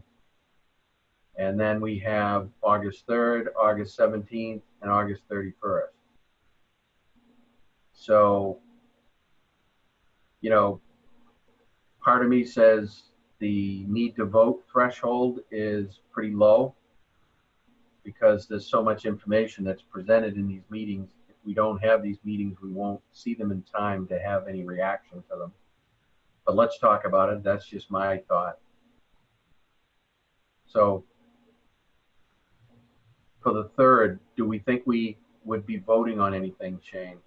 Does the committee need to vote on anything related to the progress or the wrapping up on the final stages of the design? I mean, no, I can't remember if we voted before to you know, allow the documents to be sent to the estimators. But you know, I mean, again, we did. Yeah, so that will be on the 3rd. But you know, it's not required. It's not a required vote. MSBA don't require it. Okay. So it's up to the committee what they want to vote on. You know, there's definitely stuff I think you guys should see and go through before we wrap up the documents. Maybe we can consolidate some of those meetings. You know, some people may be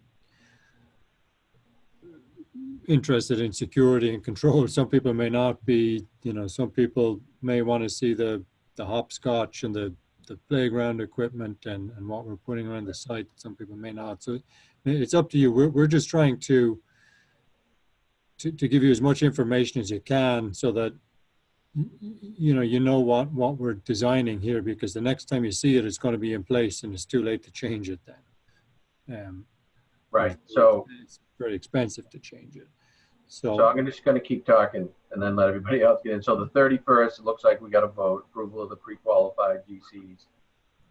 So we're talking then for August anyways, you know, if we're going to reduce anything, it's going to be the 3rd or the 17th, which probably means whichever meeting stands, you know, makes the cut, is going to be a long meeting because the information that you're presenting needs to be presented still in committee format, right? So.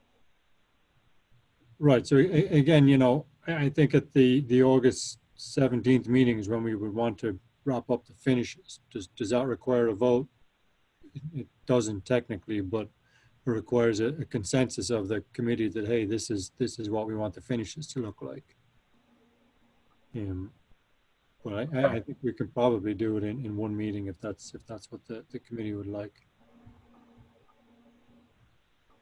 You know, I would say, you know, this is, as you said, John, it is the last push. I think you know, after we go into construction, we probably have August, September, you know, then we don't meet again till we have bids in hand in November, and going forward after that, it's really just going to be a monthly meeting where we'll have construction updates.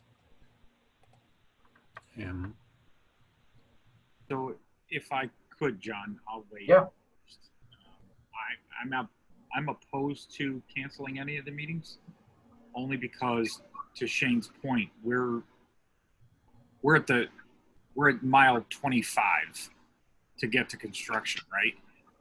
Now's not the time to pull back on our efforts. We've been charged to see this project through and make sure that the team we've hired is doing the right thing by the town. I think we need to keep the meetings as they are. We need to see these things. We need to hear about them. And to Mark's earlier point, we need to hear about them sooner so we can actively discuss them at meetings and come to some resolutions. But I don't think now is the appropriate time to pull back on our number of meetings.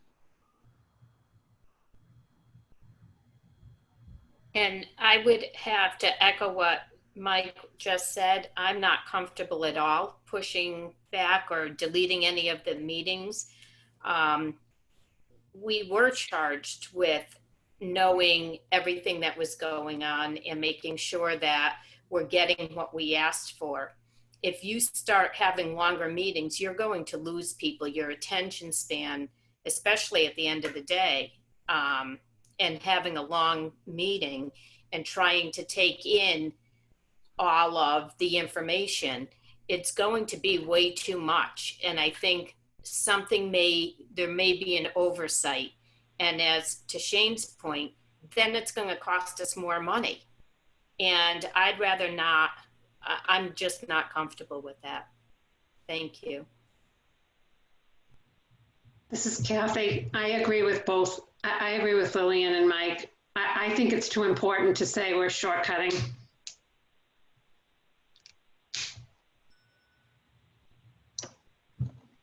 Anybody else? Seems like everybody's agreeing to continue with the schedule we have. And, you know, I'll just remind everybody that attendance is not mandatory. You know, we all have other things in life that we have to take care of. So, you know, the only thing I ask is if you know you're going to be out, say on vacation, maybe give Josh a heads up so that we can do our best to have a quorum if we do need to take a vote.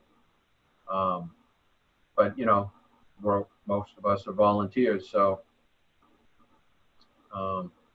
we can only do what we can do, right?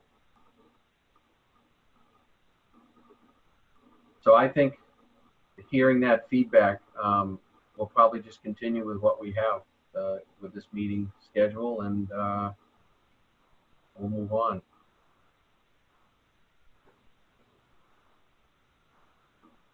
All right.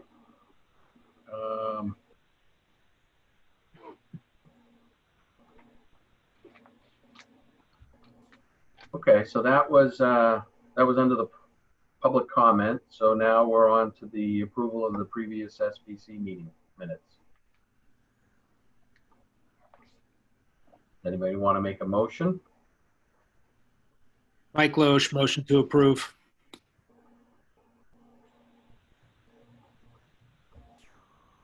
Harsh Trubello, second the motion.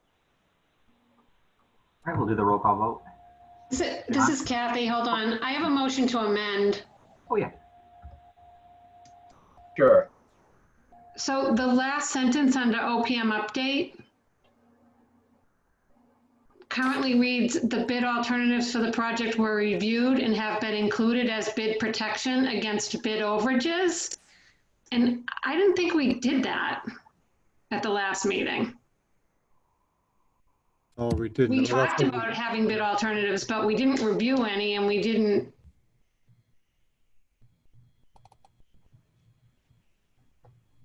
I just think that sentence needs to be reworded to say there was a discussion regarding bid alternatives.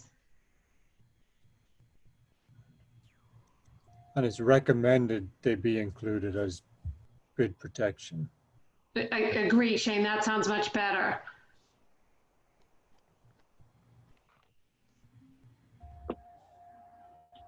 So, Kathy, then your motion would be to revise and have been included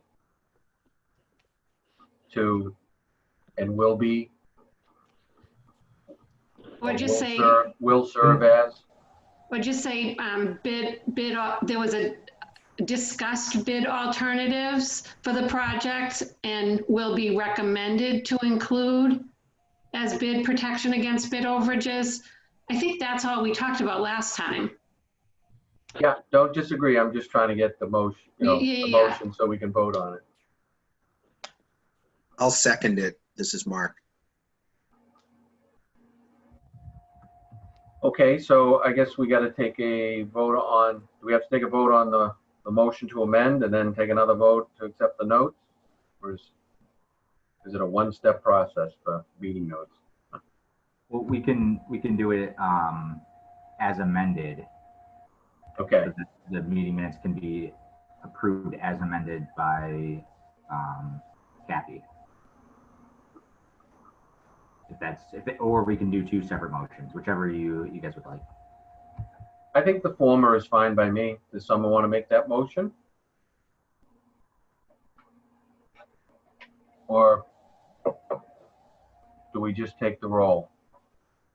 So it would be Kathy making the motion to approve with her amendments, and then we just need a second. I seconded it, Mark. Okay. All right, any other discussion before I take the roll call vote? Okay, I'll start with you, John. Yes. Michael Dolan. Michael Dolan. Lillian, Yes. Mark, Yes. Kathy, Yes. Michael Loesch, Yes. Matt, Yes. Arsh, Yes. Scott, Yes. Joe, Yes. Pat. Yes. Thank you.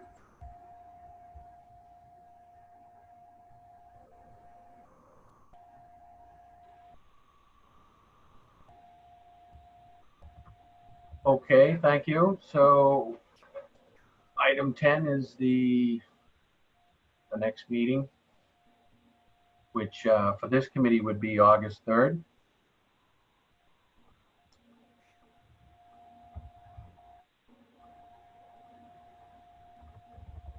And a reminder that the planning board meeting number 2 is on July 15th.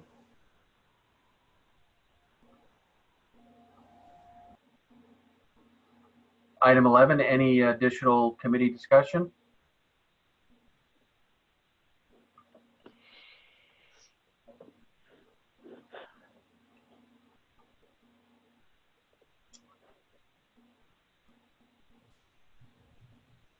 All right. I guess item 12 is adjourned.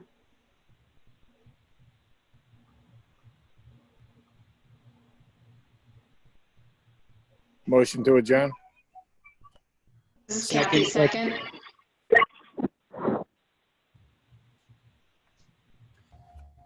Okay. So John, just before we adjourn, Oh, yes.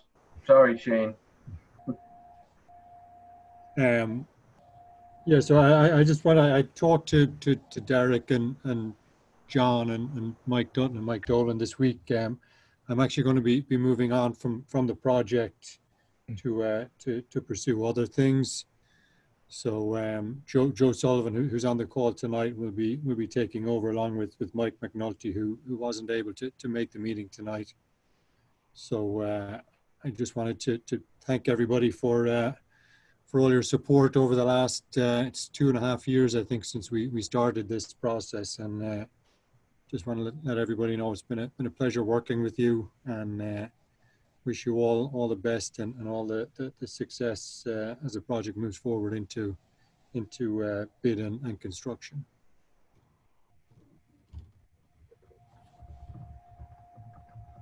Well, Shane, we're sorry to see you go, but sometimes that happens, right? Hopefully you're going on to something you like to do. Wanted to thank you for all the guidance and bringing us through. Oh, shit. I'm sorry, I don't know when I muted.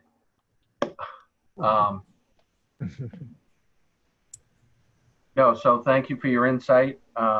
You brought the committee along. This is a pretty aggressive project for a town of our size, the last project being the high school. And I particularly appreciated your insight into the process, the interaction with MSBA, and just, of course, your knowledge on how things work and what things cost. And yeah, we're going to miss your insight. Thanks, John.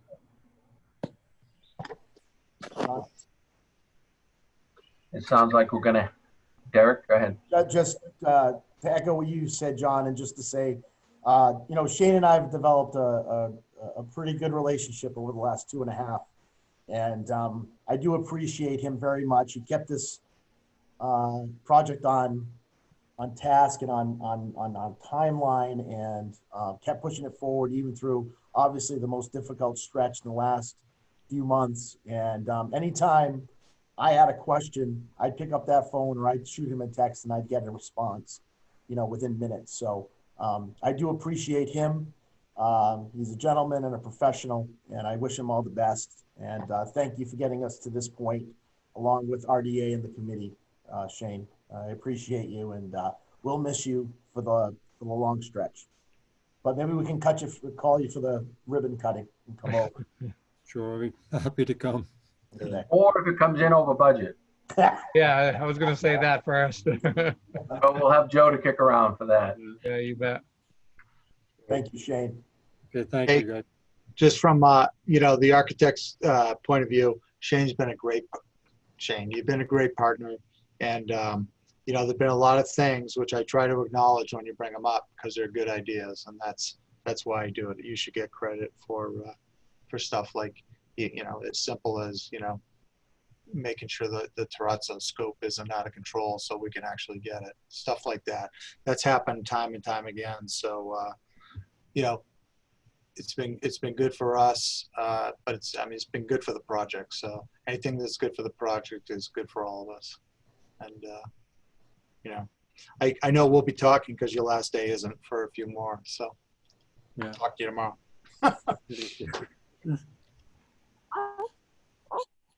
Hey, So- thank you, Shane. Yeah, Thanks, I was Shane. going to say, anybody else? Well, I'll be quick. I just want to thank Shane and wish him luck. So he's been great for us. Even the baby's upset about it. Well, we're building a school for this guy. So. Sad to see you go, Shane. Okay, thank you, guys. Is Joe still on? Yes, I am. I just can't see it in the screen here. No, Joe Sullivan. Yep. Joe, I'm still on. Oh, there you are. Okay. I just didn't know if you had anything you wanted to say, any introduction, or we knew you were going to be coming on board when we went to construction, I think, but maybe not all of us knew that. Right.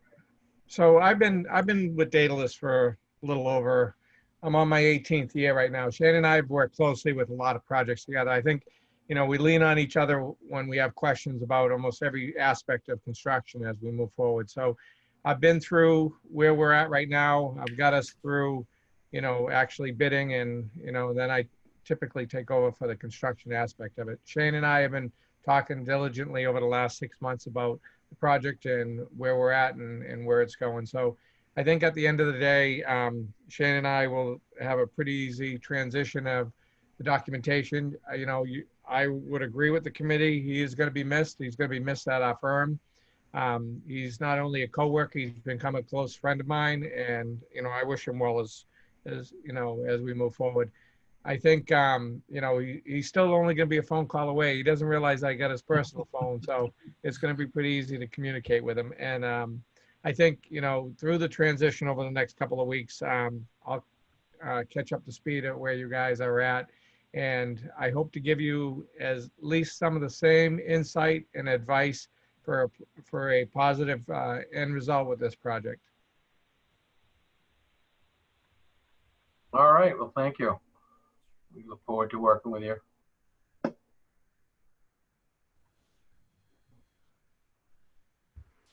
All right. Does anybody else have anything?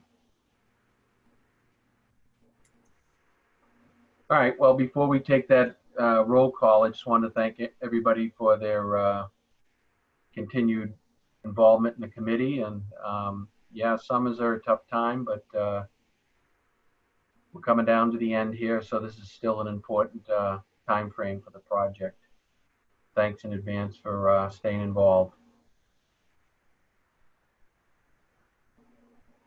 So did we still have a motion that was floating, or do we got to start over, Josh? Nope, we still have that motion. Are we ready for the roll call vote? I think so. All right, John? Yes. Michael Dolan? All the best, Shane. Yes. Lillian? Yes. Mark? Yes. Kathy? Yes. Michael Loesch? Yes. Matt? Yes. Harsh? Yes. Scott? Yes. Joe? Yes. Pat?